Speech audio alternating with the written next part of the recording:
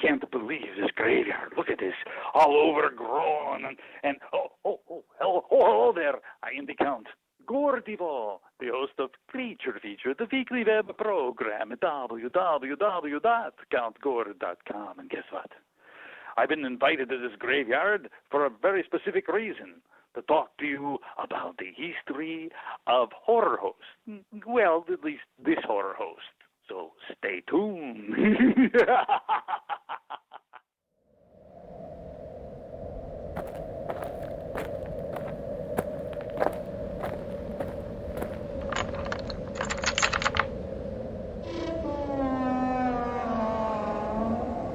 Welcome to the graveyard.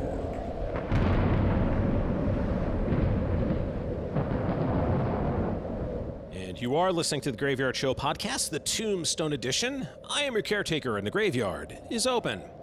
Well, these last few shows we've talked about our host, and now I thought it was time that we actually heard from the horror hosts themselves. And what better way to start off than with one of the greats, Dick Dyszel, a.k.a. Count Gore will be joining me in just a second. If you're from the D.C. area, you know he is a huge celebrity and one of the great local icons. And not only was he Count Gore, but he also was Bozo the Clown, as well as Captain 20 in the D.C. market as well. Well, we'll get into that in just a minute. And you know what? Who knows? Maybe the Count himself will make a special appearance as well.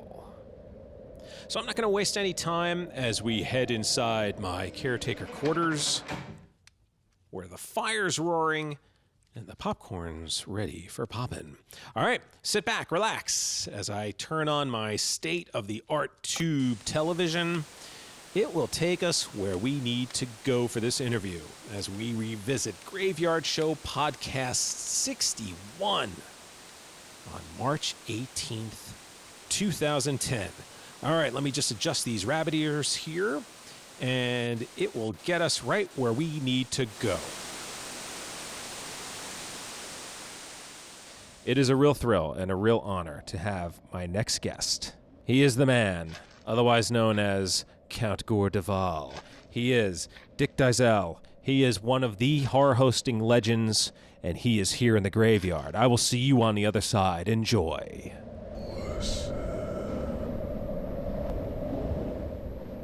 Well, it is truly an honor to have the man himself, Count Gore. Dick Dyszel is here in the graveyard. Dick, thank you so much for coming on to the program. Well, I love hanging around graveyards. It's some of my favorite places. Well, you know, it's so funny. I see you almost every day here, you know, in the graveyard because I have a copy of American Scary, and you are on the spine of the DVD. So that's really, really cool. You like that? You like that placement? You know, perfect product placement. I'm telling you, that's. I mean, exactly. Well, you certainly deserve to be there. Let's really quickly just talk about, you're going to be at the Vampire Tribute, and I've been talking about it on the show during the whole month of March. What does Vampira mean to you? Hot, sexy chick. Okay. Well, you know, I mean, let's be honest. I mean, she was this exotic looking, cinched at the waist till you couldn't believe it. She was just, now, admittedly, she was way before my time, but even by the time I was old enough to appreciate it, it was like, oh man, she's really hot. Yeah. I didn't get to see a lot. Matter of fact, I didn't actually get to see any of her footage. I mean, I saw pictures of her. I saw her in Plan 9, but I didn't actually get to see any of her footage only until about 5 years ago.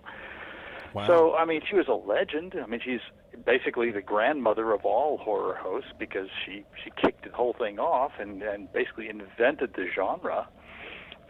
So I don't have a little altar here where I burn incense, but I have great reverence for her, and she's still hot. You know. Yeah. Of course, I never thought my grandmother was hot. That's okay.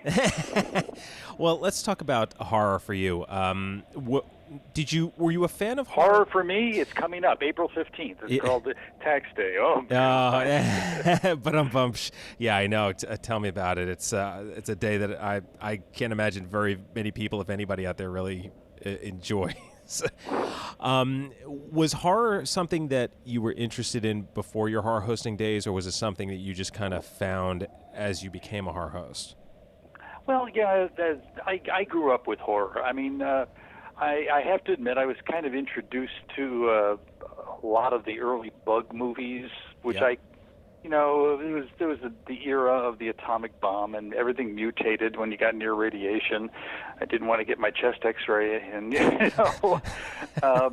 but I discovered the classics obviously when actually the Universal introduced the shock package, which was their Dracula, Frankenstein, the whole thing, and the Mummy, and I was introduced to this watching television on WBKB Channel 7 in Chicago with Marvin and Shock Theater. Mm-hmm. Of course, I didn't know at the time there were Shock Theaters or variations on that all over the country, because that's what Universal had suggested that the stations do. Mm-hmm. But so I would stay up late at night and watching brilliant, shining black and white with the TV turned down low, and I got a dose of classic horror, Universal horror. I had the bug movies, and I kept following both genres. On and off, I have to admit, by the time I got off to college, I was watching less movies and more girls. And by the time I got into broadcasting, I was, ready to take on the role of a horror host that was thrown at me. So yeah, how did you get to become a horror host? How did that turn out? Money.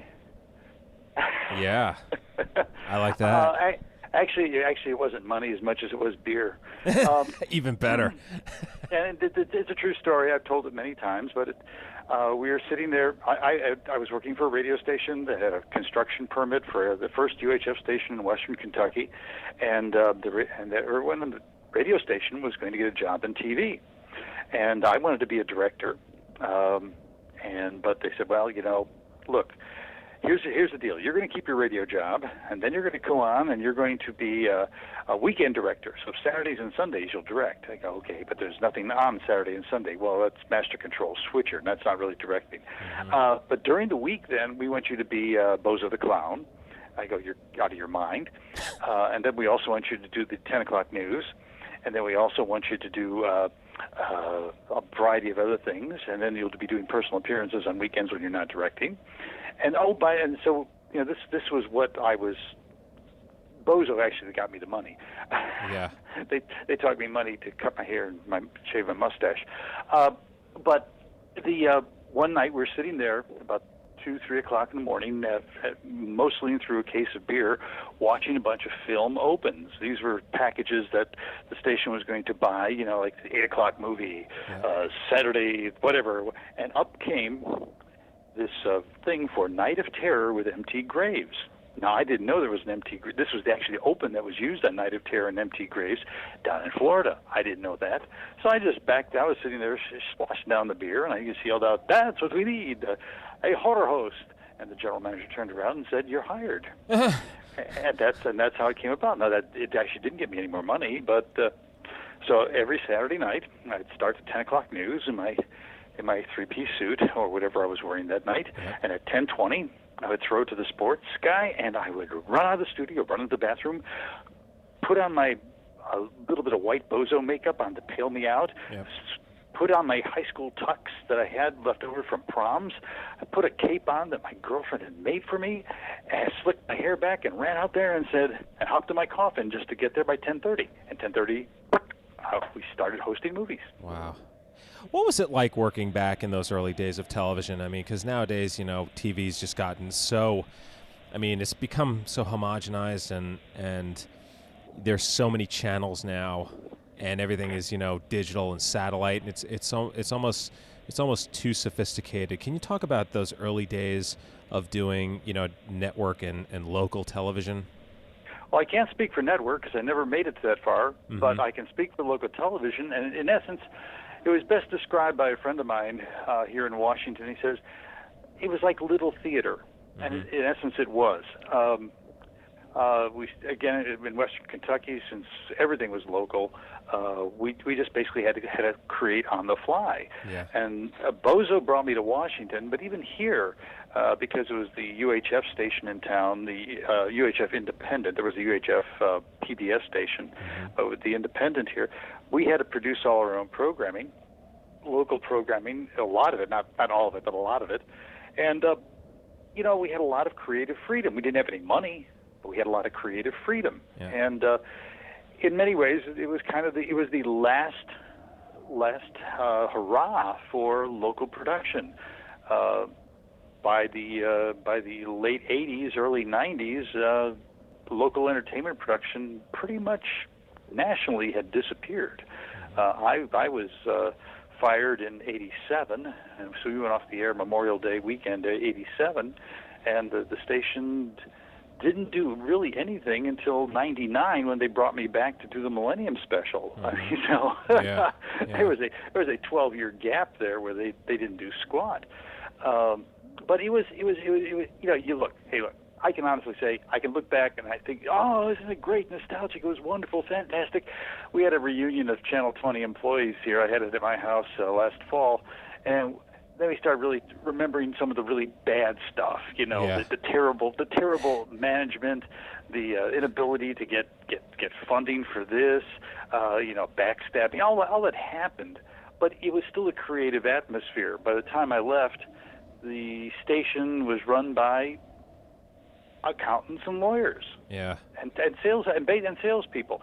Now, that being said, the owner of the station and the general manager who hired me was a salesperson, but while he was a good salesperson, he also had a background in production. He had his own teen dance show in an earlier era, so he knew what went on in a studio. So it was a whole different thing. And people keep asking me, hey, would you like to go back on the TV? And after my jaunt back in '99, the answer is an emphatic no. Yeah, I don't blame you. I mean, it's times. They say times change. Sometimes for the better. Sometimes not for the better. I know, and I know there are a lot of people out there, especially people in my generation, that really loved local programming. And local television, which I find is just kind of disappeared now, even with the local public access channels and stuff. But when you first put the show together, how did you create this show? I mean, what went into it? What were you thinking about in terms of what you wanted to do every week? There wasn't a whole lot of thinking. Yeah. When we first went on, I had no idea what I was doing. I mean, I'll be honest with you. I mean, I knew the movies. We were running the shock package, so I could talk about Bela Lugosi. I could talk, but I didn't. I am not a big expert in horror films. I mean, I appreciate them. I watch them. I enjoy them. I laugh at the bad ones. But I'm not the guy that can tell you, what year Boris Karloff started and how many movies he made, and Bela Lugosi, how many wives he had. And I don't know. I don't follow that kind of minutia. Yeah. So basically, we started out by basically talking a little bit about the film, and the idea of a host initially was not really to be funny. It's kind of to add something extra to otherwise would be just a movie. So that's how we started. And then, of course, based on my knowledge of what happened in Shock Theater in Chicago, I realized that they did entertainment in the studio, and they did comedy and humor. And eventually, we worked into that. When we got to Washington here, I was able to poke fun at the government. Republican, Democrat, Independent, didn't make any difference. Who cares? Yeah. They're all a bunch of crooks anyway. No. So we were able to have some fun. So I turned it into a little bit of political humor here. Then, of course, in the '70s, with sex, drugs, and rock and roll, Gore declared himself the sex symbol of America, and then that took a different path. And so we flew by the seat of our pants a lot. My career was pretty much you wet your fingers, stick it up in the air, see which way the wind's blowing, and that's the way you go. Yeah. Sometimes that's the best way to do it. You just, sometimes that's how you come across, magic. Where did the name Gore Duvall come from? That is probably the second most common question. A lot of people assume it was a takeoff on Gore Vidal. Yep. I've never read anything by Gore Vidal. Mm-hmm. I was aware that he was around in the 70s. I knew he had an ongoing battle with William F. Buckley. The two didn't like each other. Actually, I ran into him only a couple times on the cocktail circuit here, because once you get into Washington and you're on the air, you're kind of a celebrity, and you get invited to these cocktail parties. And I did run into him a couple times, but here's the honest story. Yeah. I was using the name M.T. Graves in Paducah. When we tried to get on the air here, and I had to push it, the general manager finally agreed to let us do it, but he said, I don't like the name M.T. Graves. We need some. So I was standing in front of his desk in his office, and I'm really frustrated. He just said, yes, we can do it, but we need a new name. And I was just chomping at the bit. So I said, well, what do you want? Anything you want. I'm easy. What name do you want? And he goes, well, I want something with something with Gore in it. And I said, okay, that's easy. Count Gore. How's that? He goes, Count Gore. I like it, but it needs something else. Like, what do you mean it needs something else? Now, was it the fact that he had a copy of Lincoln by Gore Vidal on his desk? Or was it the fact that every day I drove past the Duvall funeral home? Okay. I don't know, but I blurted out Duvall. I said, how about something off the wall, like Duvall, like Count Gore Duvall? How does that grab you? He goes, I like it. Okay, good. Fine. Get out of there. Let's go do it. Oh, wow. That's great. So there was no intent on that. It was just it just morphed. Wow. Yeah, I was going to say, because, I mean, since you did do political satire, and obviously, as we just talked about, Gore Vidal, see, I almost said Duvall. Gore Vidal, was a historical, writes history and writes about politics. But the man has no sense of humor. From what I understand, everyone who asked him about it, he fumed about it. He never said anything to me about it, but he was obviously not taking it lightly. Being in Washington, and you did mention, if you're on TV in Washington, you are a celebrity there. Did you ever have anybody that you didn't expect come up to you and either say that they were a fan of yours or have any interesting run-ins with anybody in the D.C. area? Only a couple policemen in the men's room.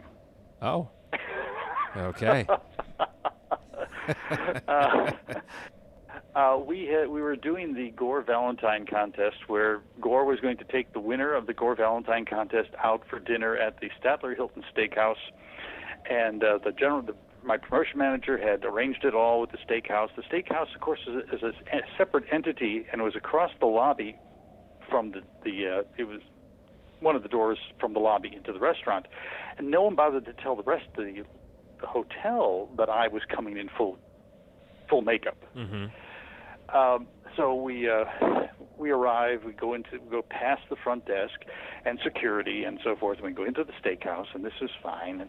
And I needed to use the men's room, so I said, and the men's room was actually across the lobby. It was not in the restaurant. So okay, so I just sort of in my very cavalier manner, just whipping my cape out, run across the thing, get into the bathroom, and I'm standing there in front of the urinal, and pretty soon there's two of Washington's finest on either side of me. I wanted to know what the hell I was doing in their hotel. And I had to explain to them, and it was kind of embarrassing. But oh man, that's about really the only thing. A lot of people would recognize me primarily as Captain 20, which was another kid's character that I did. I did Bozo, Captain 20, and the Count. So since I didn't wear any makeup as the captain, they kind of recognized me mainly as that. Mm-hmm. My biggest disappointment as a celebrity was never being invited to the White House. I would have thought at least, you got to be kidding me, not even once? Not even for the kids' Easter egg roll, which not even when Amy Carter was in the White House, and she was probably watching me. Oh, that's ridiculous. I would have thought at least once you would have gotten invited. That's crazy. Nope. We're gonna have to petition the current administration in there to get you an invite. That's ridiculous. That's crazy. How could you not have been invited to the White House? I mean, you're. God. The closest I've ever come, I actually toured the White House once, but as a tourist. And and I do have one brush with presidential fame, though. After I left the station, I became a mobile DJ. I started a mobile DJ company. Okay. And I was hired by the DNC, Democratic National Committee, to on a Sunday morning, they're going to do an event called Run to the White House, and they're going to have all these people there. They were going to be led by Bill Clinton, who's going to run from the Capitol to the White House and wave at the original George Bush as he goes by. And, of course, Bill was running on Bill's time, so I'm DJing this, about 1,000 people. We have the street blocked off, huge speakers out there, and I'm DJing this, and we're waiting for Bill, we're waiting for Bill, we're waiting for Bill, we're waiting for Bill, and I'm stalling, and I'm playing. So finally I said, okay, let's put, the electric slide had just come out, so I put the electric slide on, and of course everyone knew how to do it because this is Washington, where pretty much the dance pretty much started. So there's a guy tapping on my shoulder. I look up, and it's Bill Clinton. Oh. Wearing this horrendously mismatched color outfit. It was terrible. I don't know how Hillary let him out of the house that day. But anyway, he goes, "Hey buddy, can you teach me how to do that?" I go, "Yeah, sure, no problem." So I showed him how to do the electric slide, and he's a quick learner. Most politicians are, and he says, "Okay, I'm going to announce me. I'm going to go down there and I'm going to lead him." I said, "You're going to lead him?" He goes, "Yeah, no problem. It's easy." So sure enough, I go, "Ladies and gentlemen, the next President of the United States is Bill Clinton." And he goes down there, and he gives me the cue, and he leads the electric slide. After the electric slide, he goes charging off to the White House. Wow. Now, you would think that with all that, when he gets elected, they would throw me a little bone, like maybe have me do one of these smaller inauguration parties. Yeah. Nah. Shut out again. Politicians to the very end. Absolutely. They remember how to do the dance, but not who taught them. Yes, okay. Exactly. Okay, well, we're going to see what we can do about getting you. This is really bugging me now, so we'll see. Hey, look, don't worry about it. You know what? Driving into Washington these days is a nightmare, so I'm just soon not do it. Okay, yeah, you know what? I don't blame you. Now, you have a lot of firsts here, or at least Oh, I got so many firsts. I mean, I'm sorry. Go ahead. I was the first horror host to have a show in stereo. Yes. So that was a technical first. But you did that. You launched it though earlier than you were supposed to, right? Is that how the story went? I got wind of the fact that they were going to do it, and a week before they were going to have the big premiere, I kind of worked with some of the engineers who didn't tell anybody, and we actually premiered it a week ahead of time and pissed off the general manager or the management a lot. Yeah. Awesome. Go ahead. What else are you first in? Well, the big one is the first horror host of the internet. I mean, that's when in July 11th, 98, when we hit the air or hit the internet, and suddenly I had the whole world as my oyster. Yeah. And you also were the first to air the uncut Night of the Living Dead. Uncut. How did you pull that one off? And do you remember what year that was? Actually, I don't. Although Sean Kotz, who's a film documentarian, and did another documentary, not on the American Scary. He did Virginia Creepers, which just came out or is just coming out. Yep. He knows the date because he's actually gone in and looked up the dates of all the movies that I hosted, including my starting date, which I still can forgetting. I know it's February '73, but I don't remember what date in February or what the movie was. But that aside. That was really not my decision. Mm-hmm. The program director came to me and he said, "Hey, Dick, how would you feel about running Night of the Living Dead uncut?" And I go, "Yeah, why not?" He goes, "Well, everyone else cuts it. Take out this and that." And there wasn't that much. I mean, seriously, the bare butt woman was cut usually, and the scene at after the gas pump explodes. Yeah. Where the ghouls are, eating the intestines and all that. That was too graphic it's supposed to be too graphic for television, so they would cut that. What happened was, from what I can understand, is we got a copy of the theatrical print, not the TV print. Okay. And he said, "Would you want to run it?" And I go, "Sure, why not?" I said, "But is the FCC going to say anything?" He said, "They don't go stay up that late." So we ran it, and we made a big deal of it. And the FCC people obviously went to bed early. There you go. So, and we also did 3D movies. I mean, we were, I'm not sure we were first, but we did a lot of 3D movies. We did some 3D movies, and we did I can't remember how many other firsts we did. We did a lot of stuff. Did you find that when Saturday Night Live came on, that it hurt you at all, or did it not even matter at that point? It was a stake through the heart. No. Actually, for the first year, it didn't make any. We beat them soundly. I mean, we owned Saturday Night, the first year that they were on the air, but people hadn't discovered them yet. The second year, it was pretty grim. But people discovered Saturday Night Live and John Belushi and Chevy Chase and Gilda Radner and all the rest of those. By the way, I didn't watch that show. Okay. People, and I didn't watch my show because pretty much I'm an early to bed person. So, but we actually did it. We did a takeoff on the show based on what I thought it was like, and we called Saturday Night Dead. But it did hurt the not the ratings. The ratings were never that high, but the share, which is the important thing, which is the share of the audience watching, it did hurt us significantly, but not enough. Again, the show was never really about ratings. The show was to fill late night time and get some publicity, and it did that. Now, your show was, as we talked about earlier, your show was canceled in '87, I believe it was. Yeah. So, and then you went on the internet in '98. So, what did you do between the 12 years? Basically, in '86, I saw that the end was coming because the new ownership had point blank said, "We're going to close the studios.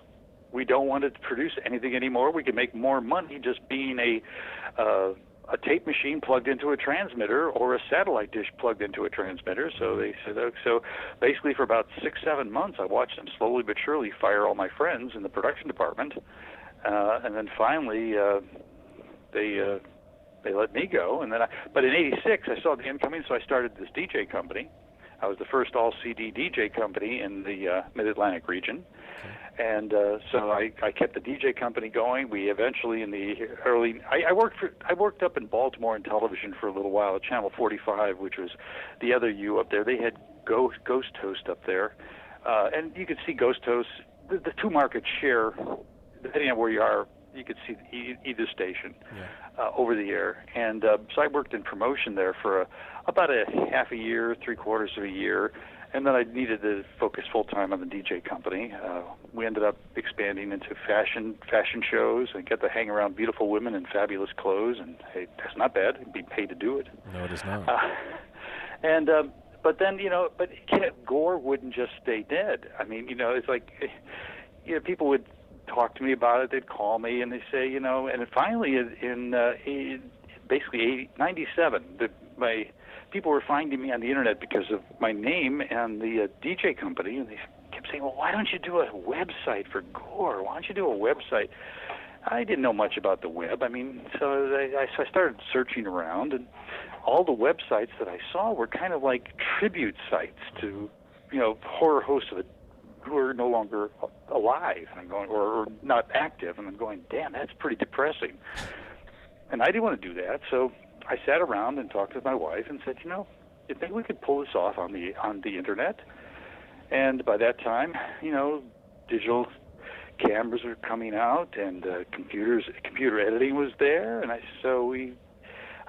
painted the wall in the basement to look like blocks, and we started with basically an 8-foot section, and pretty soon I had replicated the set and actually made it bigger, and a fan donated a coffin, and pretty soon we were good to go. So that's how it all came about. Wow, and you're probably working with a cheaper budget than you did back in TV. And yet you're working. No. Oh, really? It was that. It was that. Okay. No. You have to understand. Now, the big difference was I was actually paid to do this to start when I was in TV. I'm not paid to do this here. Yeah, true. You have a point there. but the actual production budget is about the same. Because literally, I mean, when it came to production, I would have to get stuff out of petty cash. So Yeah. it was. But I have a whole lot more freedom here to do this what I want. So I was going to say. I mean, you get to do what you want to do. I mean, so how did you plan the first show when you were getting set to launch? What was your idea when you going into it? The first show was most difficult because, frankly, if you remember back in '98, everyone was on dial-up. Yeah. I mean, there. You belonged to AOL or what was the other one? I always go back to Prodigy, but I don't know if that was in '98.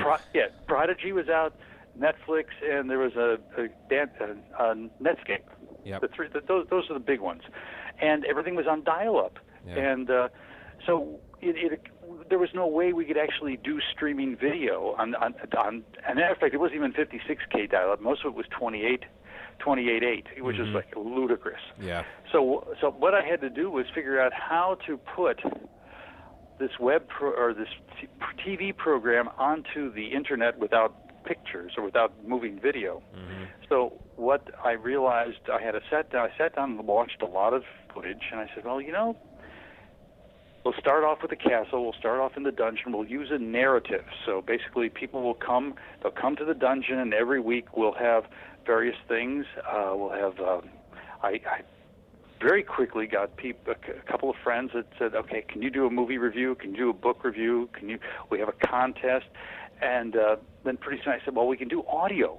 So let's do audio interviews. So I started going to conventions and with my tape recorder, and I'd interview people at conventions, movie stars and directors and so forth. So we'd put the audio on. Then as things evolved, we got the 56K. I started playing a little bit with very tiny pictures, moving pictures, little video. And then every time it got a little bit faster, DSL came along, and the pictures got bigger, and the video got bigger. And right now we got a lot of people are on broadband, and we're doing HD interviews right now and full screen movies. I mean, so like, hey, so it was just a matter of evolution and keeping tabs of the technology as it came along.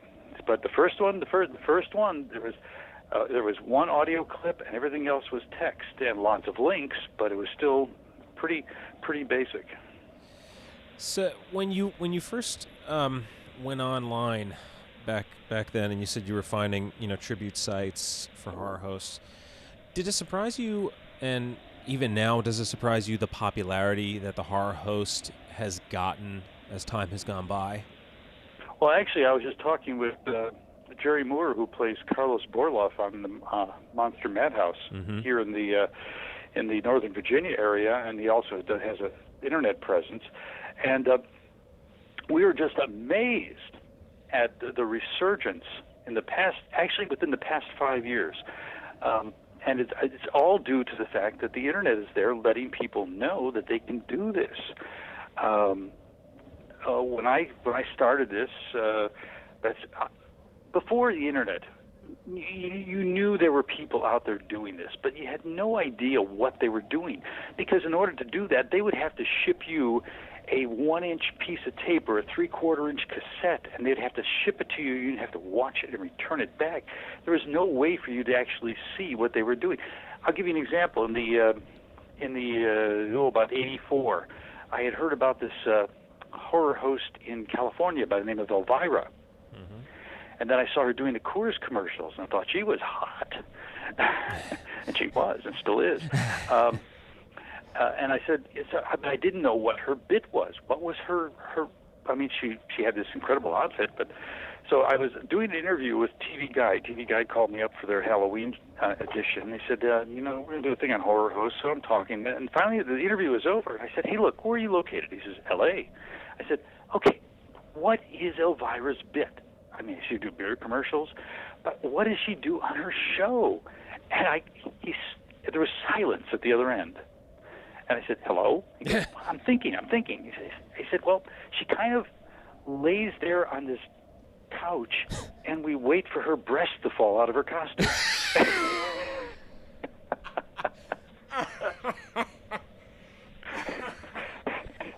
Okay, then. I said, well, there's a couple of things that I don't have.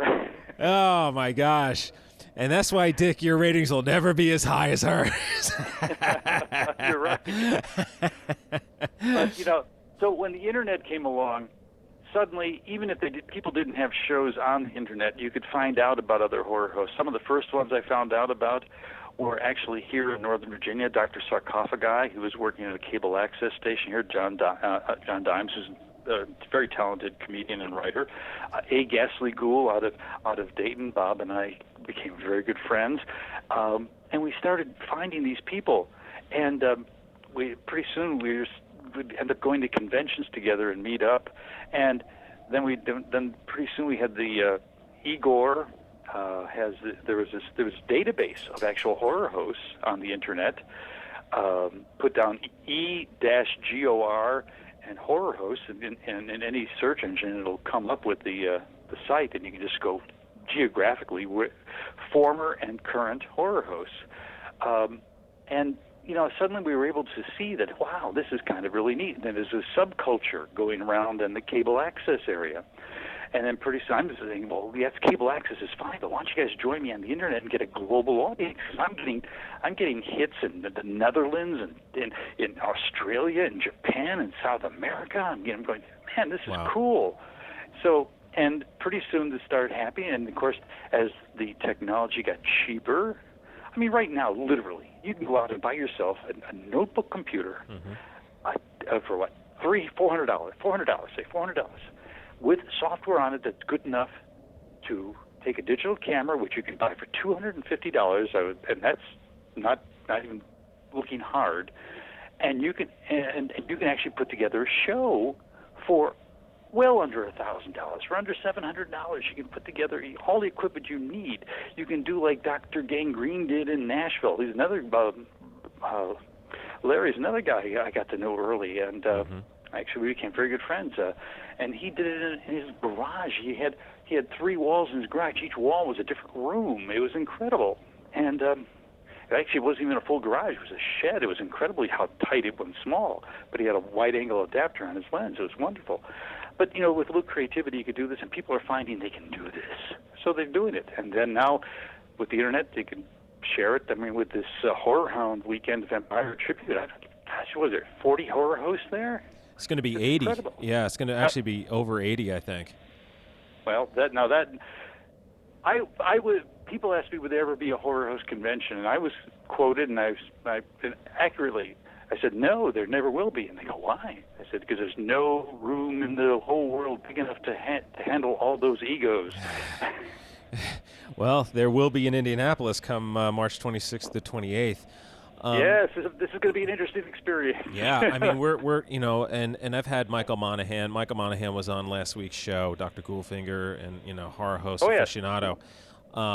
And even Jason Hignite, who's the event coordinator for this, he and Michael both said this is an event of a lifetime, and I would have to agree. This is definitely an event for 2010 as well. But I get to meet Elvira finally. I was going to say, yeah, and you can tell her that story. I'm going to say, and they still haven't fallen out. They haven't fallen out yet. What do you think? I mean, well, first of all, you're going to be there. What is the Count going to be doing at Horror Hound Weekend? Whatever they want him to do. Yeah. I know we're involved in the tribute on Sunday. Basically, I'm not sure exactly what the Count is doing. Jason is throwing a couple things out there. We've talked about it, but they haven't firmed anything up. I know for a fact that we will be there, have a table, and I've got new product. Friday night, we're kind of excited. I'm coming in. I'm making a mad dash out there because I want to get there in time. They're going to have Virginia Creepers, I think at 6. Okay. Which is which I am in, but then the coup d'état for me is Every Other Day is Halloween, which is basically a documentary about my career and how it relates to horror hosting nationally. That's going to be on at 8, so that's a big night for me. Is that one, because I'll be there for both movies that I'm involved in, and then Saturday Saturday, I don't know. But with 80 horror hosts there, whatever Jason wants me to do or wants Gore to do, Gore will do it. And then also, you're going to be a part of the 100 Years of Horror Movies online as well, right? You're going to be, the Count will be introducing some films? Yes. I think we have 3 or 4. Now, these, to be honest with you, these were pre-recorded. Okay. Jason didn't realize that the Count doesn't do anything live. Neither does a caretaker, as I sometimes remind myself when I can't do a show. We did 2 live shows in the entire history. Wow. And I just came across the videotape of one. We actually taped it, even though we did it live, and it was terrible. It wasn't terrible. It was terrible because we tried to do audience feedback, and the audience wasn't aware that they could feedback. So it was not as good as it could be. And the other one was a live Halloween party, and that worked out pretty good. But I had to work both the TV audience and a local audience of people, and was kind of confused. So, but anyway, so like I said, I'm putting Gore in Jason's hands, and he can, Yeah. Meanwhile, I'll be there trying to get interviews with people. Get to see George Romero again. I was able to introduce him when he premiered Martin here in Washington way back when. I don't remember. Was that the late 70s? I guess. By the way, that's his favorite film that he did was Martin. Yeah, ask him that. Yeah. He said, yeah, by far and away. And then I get, of course, Elvira, and then, of course, Clive Barker, and to see who else I can grab and drag up to my room and, put him in front of a camera and say, speak. That's awesome. Now, for anybody out there that wants to visit the Count online, what is the website?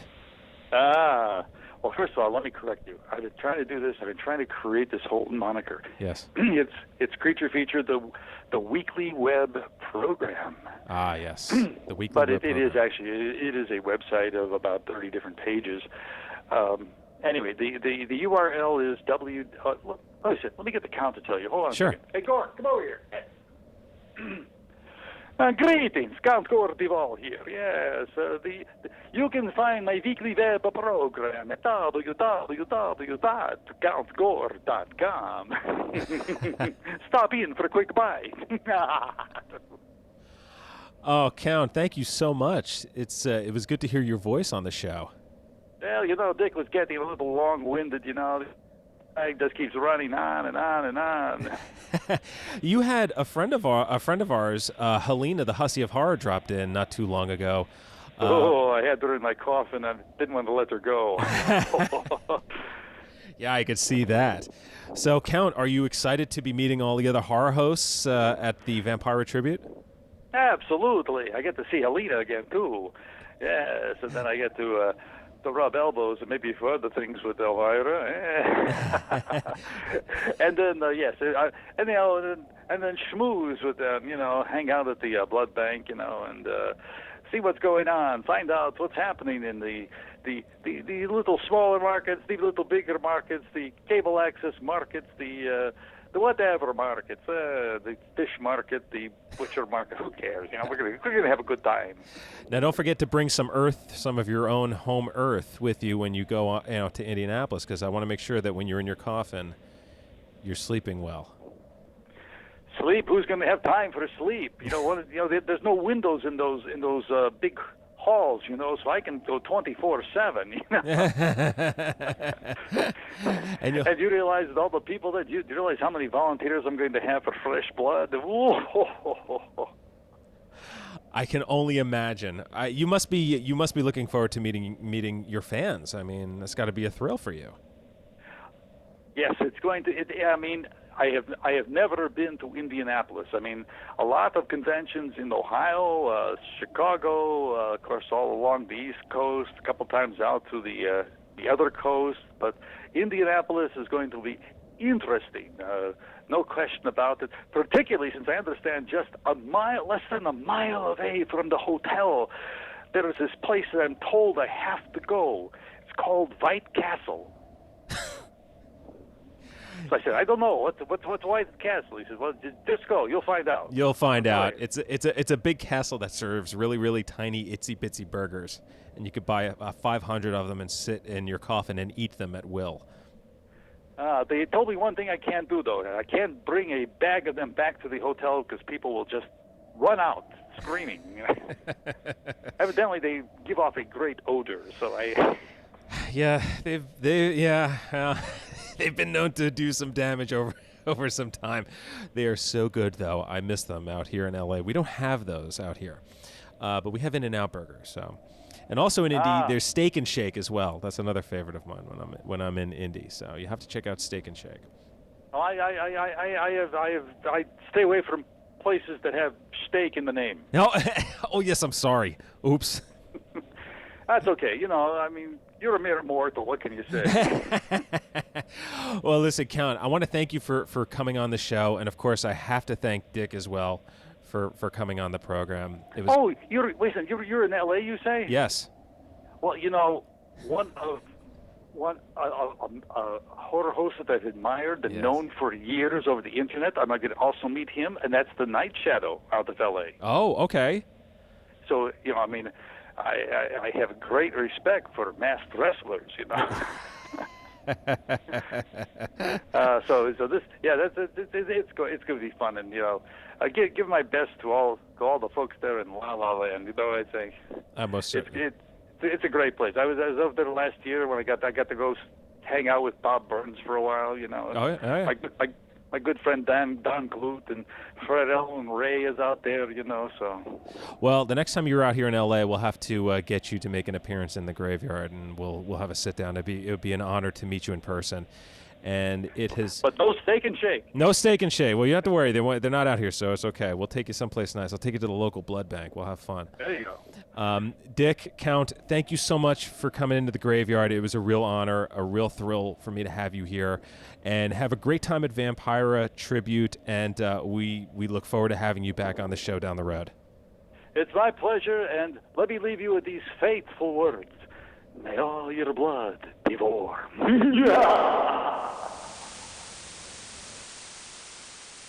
Welcome back. It's not every day you get to talk to one of the legends in horror, and believe me, folks, Dick Dyszel is definitely one of them. I really appreciate him joining me on the show way back when.